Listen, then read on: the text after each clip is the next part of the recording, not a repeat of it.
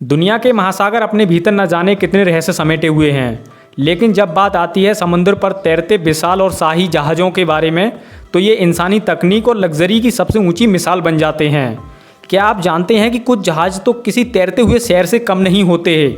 उनमें hotel, cinema, swimming pool, mall और न जाने क्या क्या होता है। तो चलिए आज हम आपको लेकर चलते हैं एक रोमांचक सफ़र पर, जहां पर आप जानेंगे दुनिया के सबसे बड़े और सबसे लग्जरी जहाज़ों के बारे में। मेरा यकीन मानिए, मैं जहाज़ों के बारे में ऐसी ऐसी जानकारी आपके लिए बताऊंगा कि आपकी आंखें खुली की खुली रह जाएंगी। आप सोचने पर मजबूर हो जाएंगे कि ये जहाज़ों में भी हो सकता है। तो चलिए वीडियो को शुरू करते हैं। नमस्कार दोस्तों, मेरा नाम है शिवा और स्वागत है आप सभी का मेरे यूट्यूब चैनल फ्री टेक शिवाराना में। दुनिया का सबसे बड़ा जहाज सीवाइस गैंट। ये जहाज इतना बड़ा था कि अगर आप इसे सीधा खड़ा करें तो ये जहाज एम्पायर स्टेट बिल्डिंग से भी लंबा होता था। इसकी लंबाई लगभग 458 मीटर थी।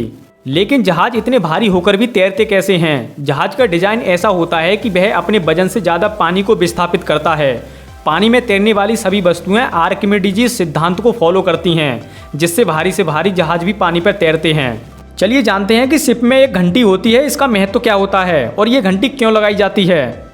ये घंटी सिर्फ नौसेना के जहाज़ों में ही होती है और ये घंटी इतनी पवित्र मानी जाती है कि इसका उपयोग शादी और अंतिम संस्कार जैसे समारोह में भी किया जाता है।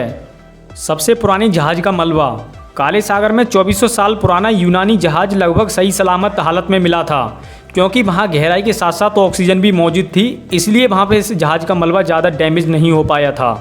साथियों, टाइटैनिक से जुड़ी सच्चाई ये भी है, टाइटैनिक ना तो सबसे तेज था और ना ही सबसे बड़ा जहाज था, लेकिन सबसे लग्जीरियस और सबसे चर्चित में रहने वाला जहाज था। ये इकलौता और आखिरी ऐसा जहाज था जो डूबने के बाद बहुत ज़्यादा पॉपुलर हो गया था।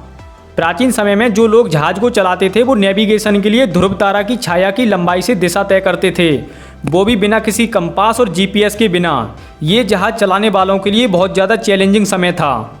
नेविगेशन सिस्टम ना होने की वजह से कई बार समुद्र में जहाज सालों तक भटक जाते थे और उन पर सवार क्रू मेंबर्स मर जाते थे, जैसे एसएस ओरेंग मेडान जहाज जो रहस्यमयी हालातों में मिला था, जो भूतिया जहाज में तब्दील हो गया था।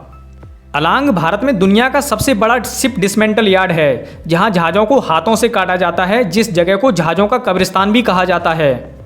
आज के समय में 90% से ज़्यादा सामान, चाहे वो फल हों या कपड़े या फिर कोई भी इलेक्ट्रॉनिक सामान हो, वो जहाज़ों से ही आता है।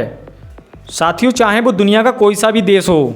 दोस्तों, आज के दौरान आधुनिक क्रूज शिप में जैसे कि सिम्फनी ऑफ द सीज जहाज में park, swimming pool, water slide और जिपलाइन जैसी फैसिलिटीज़ भी मौजूद हैं। जहाज में प्रोपेलर का क्या काम होता है और ये कितने बड़े हो सकते हैं? बड़े बड़े कंटेनर जहाज़ों के प्रोपेलर की लंबाई लगभग 10 मीटर तक हो सकती है। प्रोपेलर जहाज का एक बहुत ज़रूरी हिस्सा होता है। इसका मुख्य काम ये होता है कि जहाज को पानी में आगे बढ़ाना। जब जहाज का इंजन प्रोपेलर को घुमाता है तो वह पानी को पीछे की ओर धकेलता है। इसका असर ये होता है कि जहाज आगे की ओर बढ़ने लगता है। इसे आप ऐसे समझ सकते हैं कि जैसे अगर आप तैरते समय अपने हाथों से पानी को पीछे की ओर धकेलते हैं तो आपका शरीर आगे की ओर बढ़ता है। ठीक वैसे ही प्रोपेलर पानी को पीछे की ओर धकेलता है और जहाज आगे बढ़ जाता है। कुछ बड़े बड़े जहाज़ों में तो एक से ज़्यादा प्रोपेलर होते हैं ताकि उन्हें ज़्यादा ताकत और स्पीड मिल सके। एक बड़ा कंटेनर जहाज एक दिन में 250 टन फ्यूल तक जला सकता है, लेकिन फिर भी यह ट्रक और हवाई जहाज़ों से ट्रांसपोर्ट के लिए कहीं ज़्यादा सस्ते होते हैं। आज के दौर में दुनिया में ऐसे ऐसे जहाज मौजूद हैं जो न्यूक्लियर पावर से चलते हैं। यूएसएस इंटरप्राइजेज जैसे विमान वाहक पोत 8 न्यूक्लियर रिएक्टरों से चलते हैं और इन्हें 20 साल तक रिफ्यूलिंग की ज़रूरत नहीं होती है। कुछ जहाज़ों के लंगर का वजन 30 टन तक होता है, यानी लगभग छोटी 20 कारों के बराबर।